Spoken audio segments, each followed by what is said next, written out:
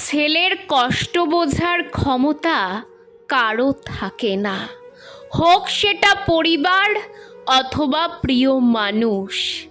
কারণ সমাজ তাকে ছোটবেলা থেকেই শিখিয়েছে কাঁদা মেয়েদের কাজ, ছেলে কাঁদলে দুর্বল হয়ে যায়। তাই ছেলে যতই ব্যথা পাক বুকের ভেতরে, যতই ভেঙে যাক অন্তরে, তার কষ্ট প্রকাশ করার জায়গা থাকে না।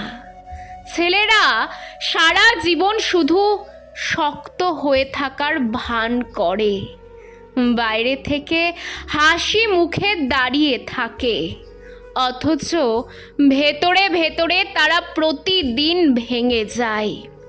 সংসারের বোঝা, পরিবারের প্রত্যাশা, প্রিয় মানুষের অবহেলা সব কিছুই মনের ভেতরে জমা করে রাখে। আর এভাবেই তারা একদিন নিঃশব্দে নিঃশেষ হয়ে যায়। পরিবার ভাবে ছেলের তো কিছু হবে না, সে তো সব সামলে নিতে জানে। প্রিয় মানুষ ভাবে সে তো সব বুঝবে, সব মেনে নেবে।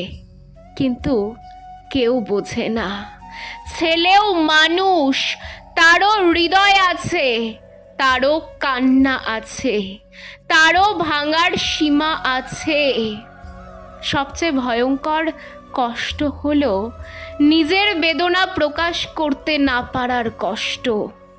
যখন বুকের ভেতরের চিৎকার কারো কানে পৌঁছায় না, যখন অশ্রু ঝরলেও কেউ দেখে না, তখনই ছেলেরা মানসিকভাবে ধ্বংস হয়ে যায়। অনেক সময় সেই চাপই তাদের ঠেলে দেয় নিঃসঙ্গতার অন্ধকারে, কিংবা এমন সিদ্ধান্তে যা জীবনকেও থামিয়ে দেয়।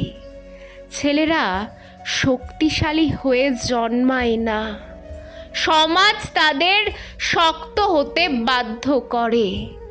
অথচ কেউ জানে না শক্ত মুখোশের আড়ালে তার বুকটা কতটা ক্ষতবিক্ষত হয়।